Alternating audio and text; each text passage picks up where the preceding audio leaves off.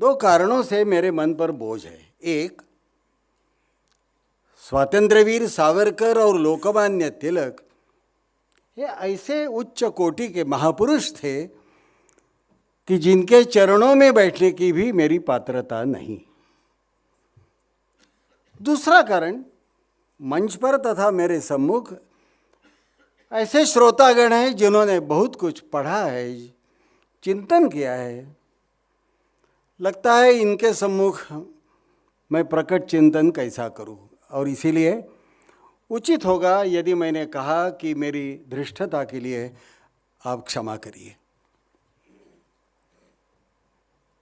2020 में सावरकर जी और तिलक जी इनके संबंधों के बारे में प्रकट चिंतन करना बहुत ही प्रासंगिक है, ये मेरा विश्वास है। एक कारण अभी भागी जी ने बताया कि आखिर लोकमान्य तिलक कांग्रेस के शायद ऐसे नेता थे जिन्होंने भारत ये हिंदू राष्ट्र है इसका निस्संदिग्ध शब्दों में बार बार उल्लेख किया है। क्या सावरकर जी ने इस हिसाब से, उस दृष्टि से तिलक जी की विरासत समृद्ध की हम कह सकते हैं या नहीं? दूसरी बात, 1 अगस्त 1920 को लोकमान्य तिलक जी का देहावसान हुआ। उसके पश्चात राजनीति ने, भारतीय राजनीति ने एक विचित्र ढंग से करवट बदली। स्वयं सावरकर जी ने कहा है कि जब तक तिलक जी जीवित थे मुसलमानों के साथ मित्रता ये एक टैक्टिकल मूव हुआ करती थी। गांधी जी ने उसका स्ट्रैटेजिकल मूव में परिवर्तन किया, नेहरू जी ने प्रोग्राम बनाया और नेहरू जी के पश्चात that has become 1 point program. मैं मानता हूं कि आखिर लोकमान्य तिलक जी का और स्वातंत्र्यवीर सावरकर जी का आज सावरकर पुण्यतिथि के मुहूर्त पर पुण्य स्मरण करना, वर्तमान परिस्थिति में पुण्य स्मरण करना बहुत ही समयोचित है, प्रासंगिक है। कारण आखिर जो नकली सेक्युलरिज्म 1920 के पश्चात भारत में विराजमान हुआ उसकी कीमत आज भी हम चुका रहे हैं। क्या हो रहा है दिल्ली में? मित्रों, आखिर जब मेरे जैसा सामान्य व्यक्ति सावरकर जी और तिलक जी इनके रिश्तों के बारे में कुछ सोचता है, चिंतन मंथन करता है, पहली बात ध्यान में यह आती है कि सावरकर जी तिलक जी को गुरु नाम गुरु कहा करते थे। और दूसरी बात, दोनों महापुरुषों के जीवन चरित्रों का अध्ययन करने वाले हर व्यक्ति को यह लगता है कि इन महापुरुषों में कई तरह के साम्य स्थल है।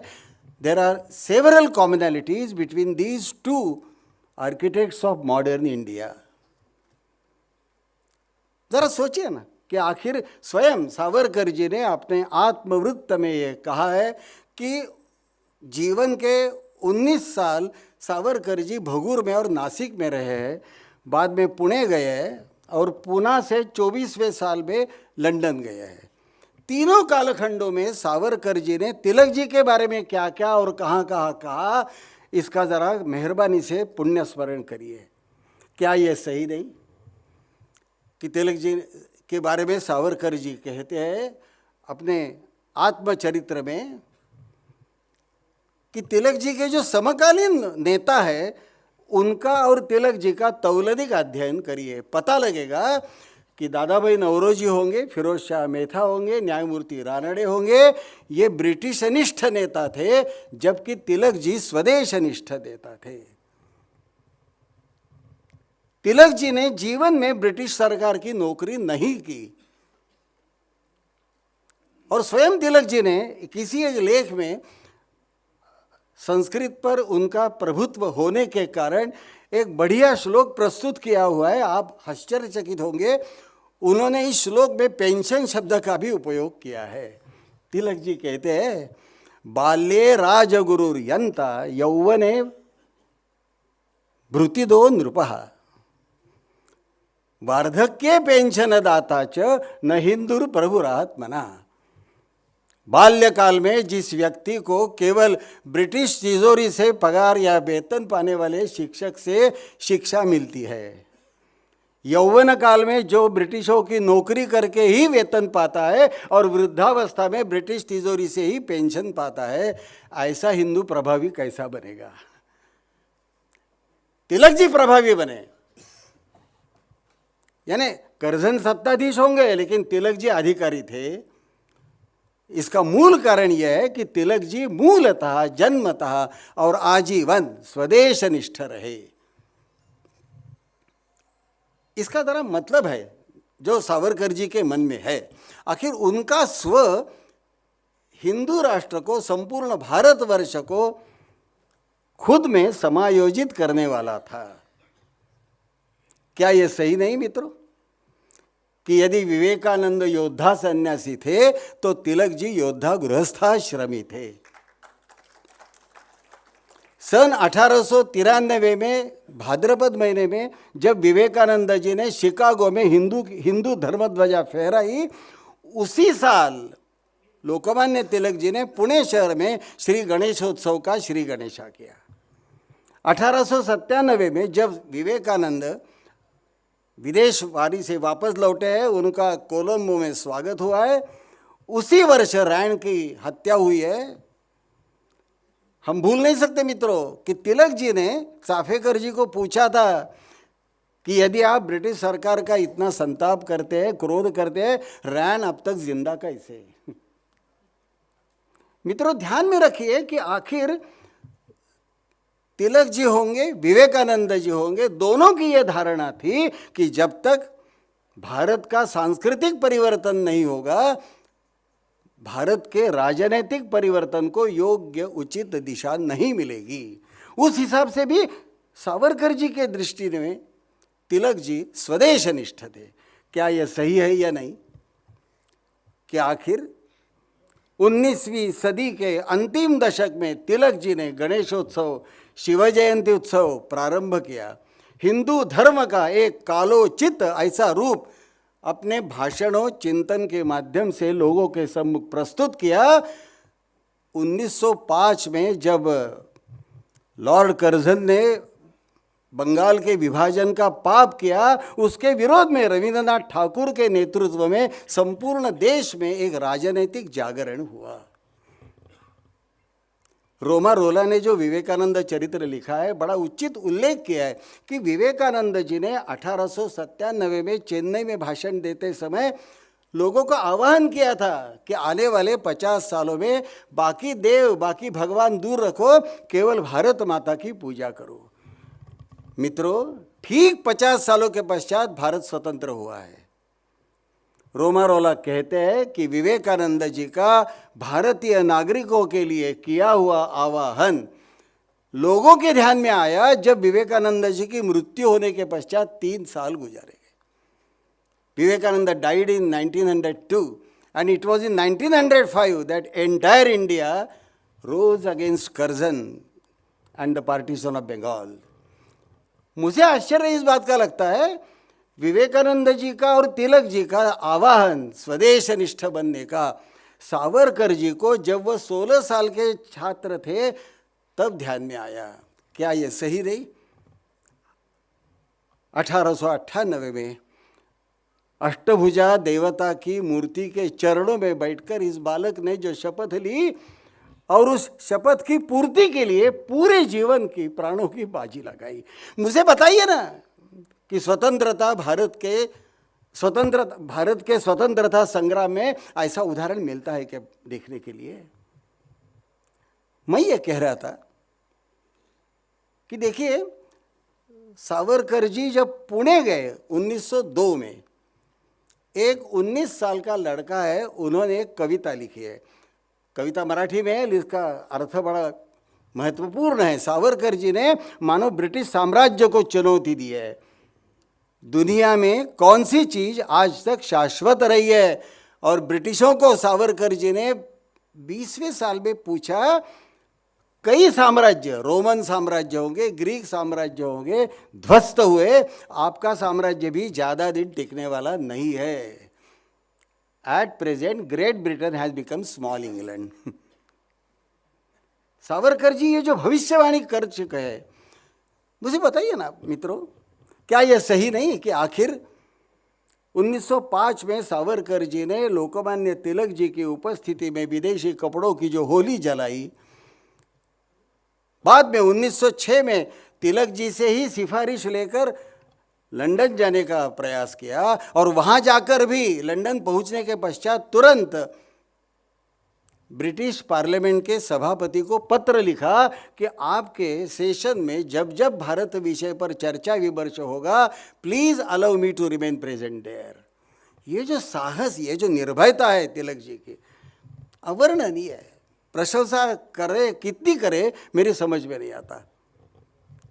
मित्रों, तिलक जी से प्रेरणा लेकर सावरकर जी ने जिंदगी भर जो काम किया, मैं समझ नहीं सकता कि आखिर क्या कहूं और क्या क्या न कहूं।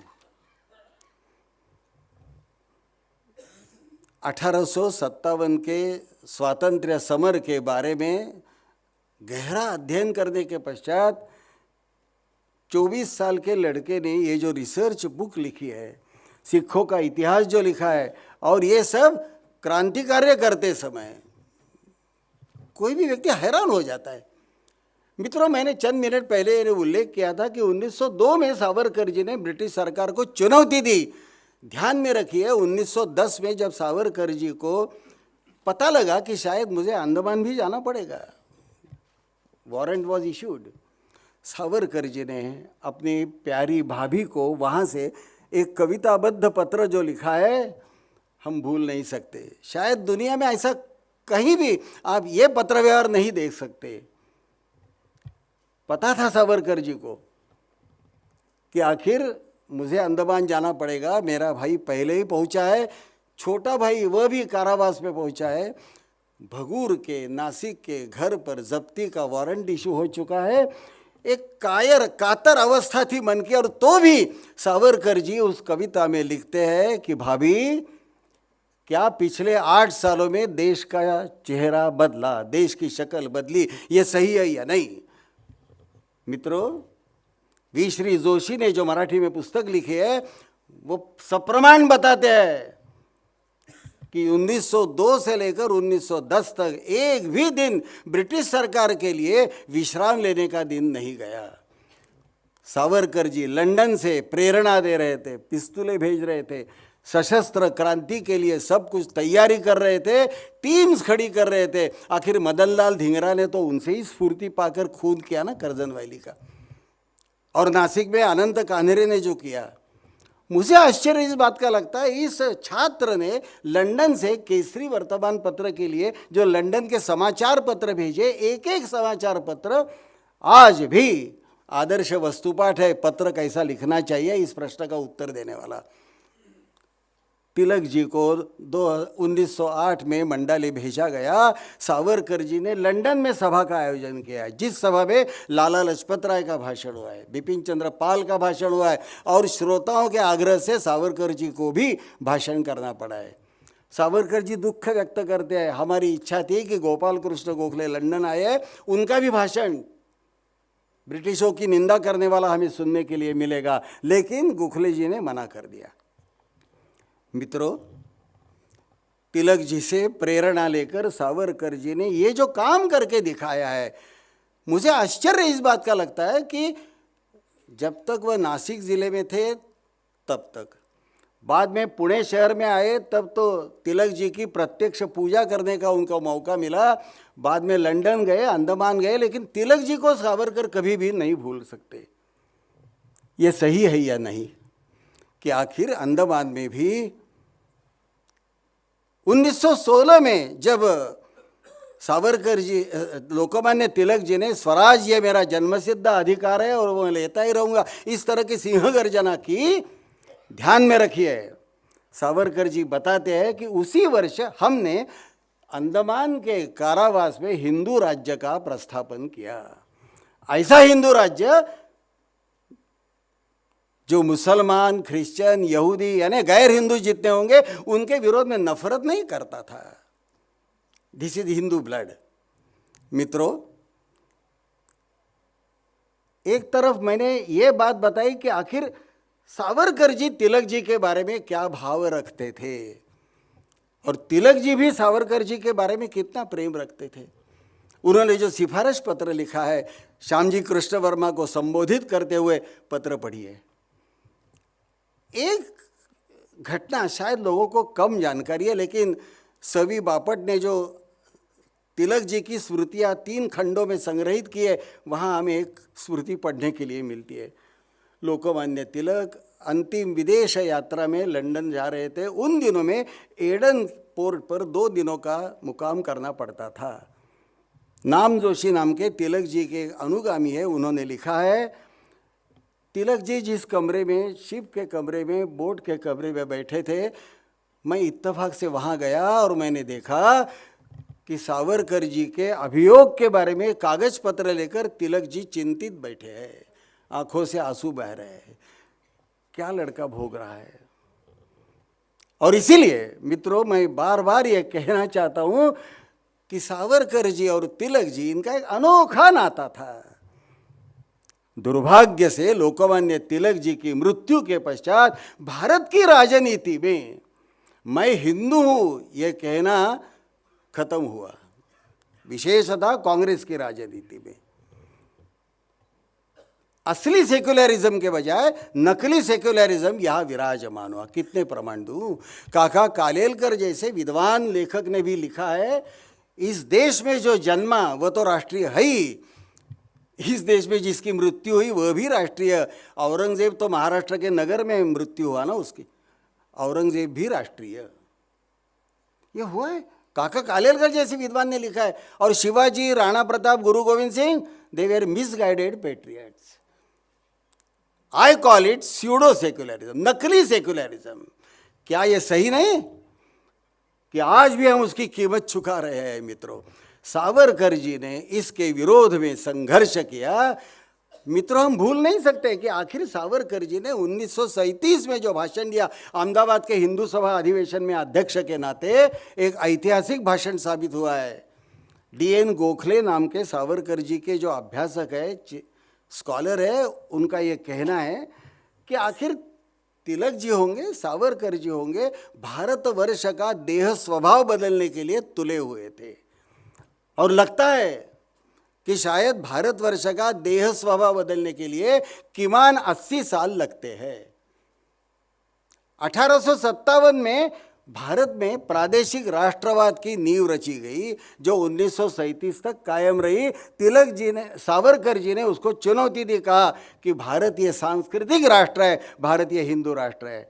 और ठीक 80 सालों के पश्चात 1917 में योगी आदित्यनाथ के नेतृत्व में भारतीय जनता पार्टी ने उत्तर प्रदेश में जो चमत्कार किया, मुसलमानों को वीटो पावर नहीं, ये साबित हुआ।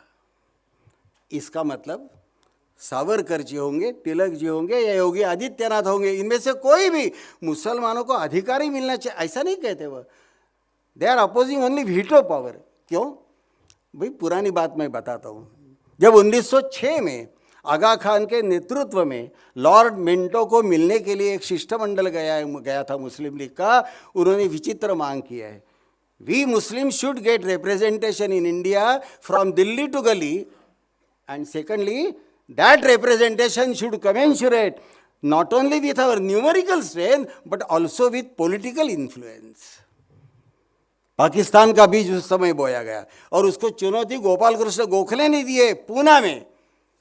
11 जुलाई 1909 हिंदू मुस्लिम संबंध, इस विषय पर गोखले जी ने जो भाषण दिया है, गोखले जी ने सर आगा खान को 3 सवाल पूछे हैं। आगा खान महोदय, आप कहते हैं कि हमने भारतवर्ष पर राज्य किया, क्या यह सही है कि पूर्ण भारत में आप राज्य कर रहे थे? आपने कहा है कि हमें पराभूत करके ही ब्रिटिशों ने यहाँ पग रखा। मैं आपको बताना चाहता हूँ कि पूरे भारतवर्ष में कहीं मराठों ने संग्राम किया, सिख उठे, जाट, भिन्न भिन्न लोग उठे, उन्होंने मुगल साम्राज्य ध्वस्त किया। ब्रिटिश सरकार को भारत की चाबी मुसलमानों के हाथों से नहीं, हिंदुओं के हाथों से मिली। गोखले जी जैसा नरम दल का नेता भी ये कह चुका है। सावरकर जी और क्या कह रहे थे भाई, जिसका उल्लेख आज डॉक्टर श्रीरंग गोडबोले ने बहुत उचित शब्दों में किया। सावरकर जी के हर भाषण में आपको पढ़ने के लिए मिलेगा। We are not going to discriminate against anybody on the basis of caste, creed, religion and so on. कारण हम सर्वसमावेशक है। ये नेशन और ये हिंदू महासभा किसी के रिएक्शन में नहीं पैदा हुई।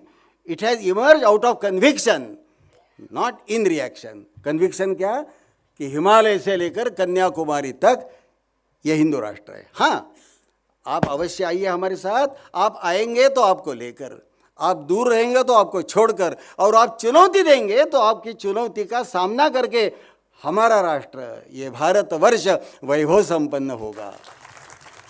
क्या गलत है इसमें, मुझे आप बताइए मित्रों। एक छोटी कहानी मैं बताता हूँ। सावरकर जी जब रत्नागिरी में थे, मालवण से लेकर रत्नागिरी तक सावरकर जी एक बोट में यात्रा कर रहे थे। सावरकर जी का जाति उपजाति पर कतई विश्वास नहीं था, इसलिए उन्होंने बोट में प्रवेश करते ही सभी यात्रियों को अनुरोध किया, प्रार्थना की, अपने अपने टिफिन डिब्बे लेकर ऊपर डेक कर आइए। सब लोग आए। दोपहर का 12 साढ़े 12 बजे का समय था। उस बोट का टिकट चेकर लाला नाम का मुसलमान था। उसने सोचा yes I must check the tickets, लेकिन मैं बाद में काम करूँगा। हिंदू सब लोग एकत्र आए, खाना खा रहे। सावरकर जी लिटरली दौड़े भागे, लाला जी का हाथ पकड़ा, कहा कि लाला हमारे साथ आप भी खाना खाने के लिए आइए। उसके आंखों में आंसू। वो कहता है सावरकर जी, मेरी तो धारणा ये थी कि आप मुसलमानों के द्वेष्टा है, विरोधी है, बैरी है। सावरकर जी ने अपने दोनों हाथ उसके कंधों पर रखकर कहा, मित्र लाला, मैं जिन्ना का बैरी हूं, तुम्हारे जैसे सज्जन मुसलमान का नहीं। ये हिंदू ब्लड है। और मित्रों, आज इसके सर्टिफिकेट हमें मिल रहे हैं। मैं कितने प्रमाण दूं? देखिए, मौलाना अबुल कलाम आज़ाद के भतीजे और उनका लड़का, उनका लेख मैंने साथ में लाया है। उनका नाम है फिरोज बख्त अहमद। इंडियन एक्सप्रेस के 21 फरवरी 2020 के अंक में मुझे ये लेख पढ़ने के लिए मिला। लेख का शीर्षक है माय डियर शहीन बाग। मौलाना अबुल कलाम आज़ाद का पोता, ये जो मोदी सरकार ने लाया हुआ नया विधेयक है, नया कानून है, उसका समर्थन कर रहा है। केवल ये सज्जन नहीं कर रहे हैं, आरिफ मोहम्मद बेग क्या कर रहे हैं, सैयद अता हसनैन क्या कर रहे हैं, महाराष्ट्र के एक मुस्लिम लेखक है, उन्होंने अभी भी पुस्तक लिखी है, क्या कर रहे हैं। समय बदल रहा है। हिंदुओं ने यदि आपसी भेदों को तिलांजलि देकर भारतीय हिंदू राष्ट्र यह कहना शुरू किया, तो भारत में रहने वाला अहिंदू भी हिंदुओं के साथ आ सकता है। इसके प्रमाण मिल रहे हैं, हम उसका स्वागत करेंगे। क्या सावरकर जी की राजनीति सफल हुई है या नहीं? जहाँ तक तिलक जी और सावरकर जी, इन दोनों के साम्य स्थलों का सवाल है, मैंने 3-4 मुद्दों का विवरण करना उचित समझा है। नंबर 1, दोनों वास्तविकता का जीवन भर ख्याल करने वाले थे। विवेकानंद, तिलक और सावरकर, वास्तव में दोनों के लिए विवेकानंद प्रेरणा पुरुष है। विवेकानंद जी की मृत्यु के पश्चात तिलक जी ने जो लेख लिखा है, बड़े साफ शब्दों में तिलक जी कहते हैं कि विवेकानंद वॉज हिंदुत्वज स्पॉन्सर। हिंदुत्व के अभिमानी थे विवेकानंद। मित्रों, ये सही है या नहीं कि आखिर विवेकानंद होंगे, तिलक होंगे, सावरकर होंगे, भगवत गीता के दूसरे अध्याय का एक श्लोक तीनों के लिए प्रिय था। भगवान कृष्ण ने अर्जुन को कहा है, क्लैब्यम मास्वगमः पार्थ नैतत्वयि उपपद्यते क्षुद्रम हृदय दौर्बल्यम त्यक्त्वोत्तिष्ठ परंतप। और जो इंटरप्रिटेशन है विवेकानंद जी का, 1897 खुलना बाजार के स्थान पर विवेकानंद ने दिया हुआ, इस विषय पर भाषण जरा पढ़िए। विवेकानंद कहते हैं, भगवान कृष्ण अर्जुन को पहली पंक्ति में कहते हैं, तुम पार्थ हो, पृथु कुल के आप वंशज हो। और दूसरी पंक्ति में कहते हैं, तुम परंतप हो, दूसरों को ताप देने वाले हो। और आप क्षत्रिय होने के कारण इस तरह का नपुंसकत्व नैतत्वयि उपपद्यते तुम्हारे लिए शोभा नहीं देता। मुझे दुख इस बात का हुआ कि एक तरफ विवेकानंद, तिलक और सावरकर भगवत गीता के दूसरे अध्याय का ये श्लोक गीता का सार है मानकर लेखन करते हैं, भाषण करते हैं। गांधी जी और विनोबा जी केवल स्थितप्रज्ञों का और 12वें अध्याय में भगवान श्री कृष्ण ने जो मेरा प्यारा भक्त उसका वर्णन किया है उसका ही उल्लेख करते हैं। अंतर जो है वह ध्यान में रखिए। नतीजा क्या हुआ? भारत को भुगतना पड़ा। इसका मतलब ये नहीं कि विवेकानंद, तिलक जी और सावरकर जी स्थितप्रज्ञ लक्षणों के विरोध में थे। तीनों को पता था कि हाँ, भगवान श्री कृष्ण ने जो अपने प्यारे भक्त का वर्णन किया है तो वह हमारे लिए अपने जीवन का उद्देश्य है। यस्मान्नो द्विजते लोको लोकान्नो द्विजते चया हर्षामर्ष भयोद्वेगैर मुक्तो यः सच में प्रिया। लेकिन ये सही है या नहीं कि वर्तमान में जब फजलुल हक का जैसा व्यक्ति 1938 में कराची में हुए मुस्लिम लीग के अधिवेशन में हिंदू समाज को चुनौती दे रहा था, क्या कहा उसने? जरा ध्यान में रखिए। उसने ये कहा है कि सन 712 में मोहम्मद बिन कासिम ने पूर्ण भारतवर्ष को पराजित किया। हम तो 8 कोटि मुसलमान हैं, हम भी पराजित कर सकेंगे। उस समय उसको चुनौती देनी पड़ी, हिंदू समाज ने बर्दाश्त की। आज वारिस पठान यही भाषण बोल रहा है, Javed Akhtar is giving the counter answer to him. समय बदला है। मेरा कहने का मतलब, सावरकर जी ने लगभग 82 साल पहले जो हिंदू राष्ट्र का उद्घोष किया, भारतवर्ष में वास्तविकता का ख्याल करना चाहिए। केवल आदर्शनिष्ठ मूल्यनिष्ठ चिंतन भारत के लिए उपयोगी नहीं साबित होगा। आज 2014 के पश्चात पिछले 6 सालों में भारतीय राजनीति ने जो करवट बदली है, सावरकर जी की नीति का प्रतिबिंब मैं वहां देखता हूं। मित्रों, यह सही है या नहीं कि आखिर ये तीनों महापुरुष विवेकानंद, तिलक जी, सावरकर जी साधना नाम अनेकता इस विषय पर विश्वास रखते थे। मित्रों, भारत को यदि स्वतंत्र करना है तो केवल नरम और गरम दलों से काम नहीं होगा। भारत के युवकों को क्रांतिकारी बनना पड़ेगा। ये आदेश, ये मार्गदर्शन सावरकर जी ने दिया। क्या हुआ नतीजा? जाइए आप अंडमान, वहाँ आज भी हर शाम जो लाइट एंड साउंड का प्रोग्राम दिखाया जाता है, सामने बैठे हुए श्रोताओं को 2 पंक्तियाँ सुनने के लिए मिलती है। श्रोता बहुत गदगद हो जाते हैं वो पंक्तियाँ पढ़कर, सुनकर। माँ की उम्मीद हो, ना कोई डाले पानी, जिंदगी भर भेजकर हमें काले पानी। वहाँ जिन्होंने कई तरह की यातनाएं बर्दाश्त की, जिन्होंने अपने जीवन का आखिर का श्वास लिया, उनकी आत्मा इन 2 पंक्तियों से श्रोताओं के साथ जो संवाद कर दिए है, माँ की उम्मीदों पर ना कोई डाले पानी, जिंदगी भर भेजकर हमें काले पानी। तिलक जी और सावरकर जी ये कहा करते थे कि आखिर भारत की स्वतंत्रता संग्राम में दल नरम होगा, दल गरम होगा या दल क्रांतिकारकों का होगा, सभी का योगदान स्वागतार्ह है, सम्मानार्ह है। मित्रों, और एक विशेषता है, क्या यह सही नहीं है? रिस्पॉन्सिव कोऑपरेशन, ये शब्द प्रयोग तिलक जी ने राजनीति में लाया, सावरकर जी ने उसका अनुकरण किया। और इसीलिए सावरकर जी कहते थे कि मान लीजिए शिया पंथी यदि भगवान गणेश की मूर्ति के सामने रोड़ा नहीं अटकाएंगे, उन्होंने कहा है हम ऐसे मुसलमानों की इज्जत करेंगे, उनका सम्मान करेंगे। And Savarkar ji coined the word responsive cooperation, प्रतियोगी सहकारिता। मित्रों, आखिर जब तिलक जी, सावरकर जी दोनों के बारे में हम सोचते हैं, भारवी नाम के कवि संस्कृत में हो चुके हैं, उन्होंने किरातार्जुनीय युद्ध नाटक लिखा है। मैं हैरान हो गया हूँ, गीता रहस्य में और सावरकर जी ने लिखे हुए स्वर्णिम 6 पृष्ठों में भारवी नाम के कवि का एक श्लोक पढ़ने के लिए मिलता है। एंड दैट पर्टिकुलर श्लोक है शेप देयर फॉरेन पॉलिसी। वो श्लोक कैसा है? व्रजन्ति ते मूढ़धियः पराभवम भवन्ति ये मायाविषु न मायिनः।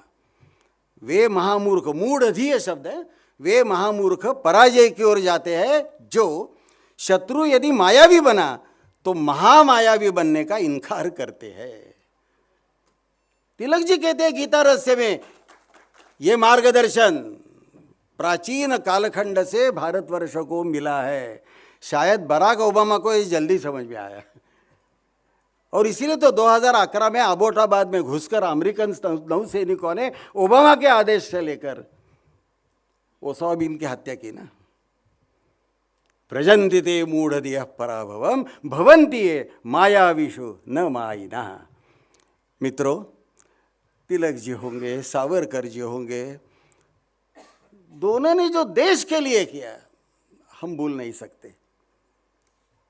कई दफा मुझे लगता है कि आखिर सावरकर जी ने तिलक जी की विरासत समृद्ध की।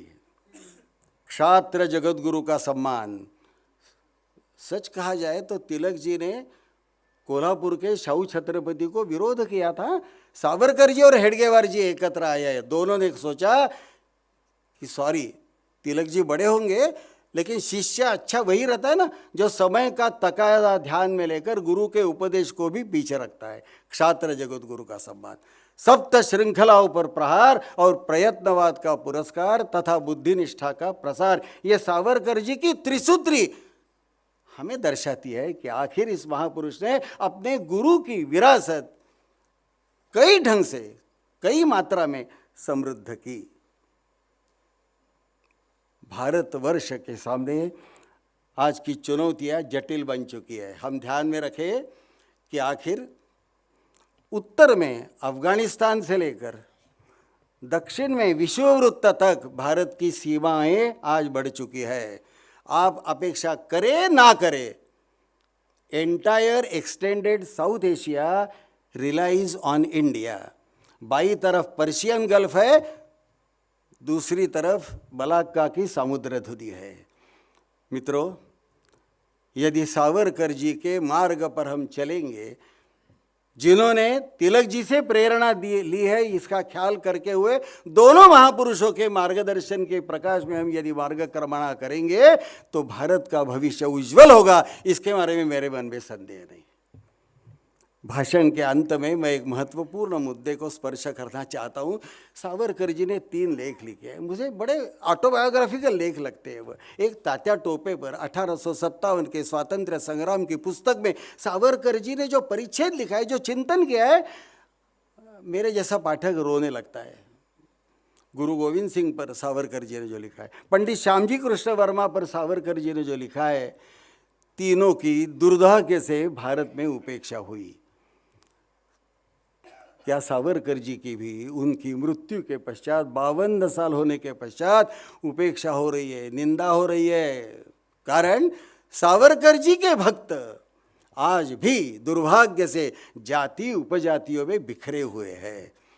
हम भगवान के चरणों में प्रार्थना करते हैं कि सावरकर जी से प्रेरणा लेकर सप्त श्रृंखलाओं पर प्रहार करेंगे, प्रयत्नवाद का पुरस्कार करेंगे और विज्ञान निष्ठा का प्रसार करेंगे, तभी तिलक जी और सावरकर जी इन महापुरुषों के चरणों में बैठने की पात्रता कुछ हद तक सिद्ध होगी। मित्रों, और क्या कहूँ आपको, इनको धन्यवाद देकर मैं मेरी वाणी को विराम देता हूँ।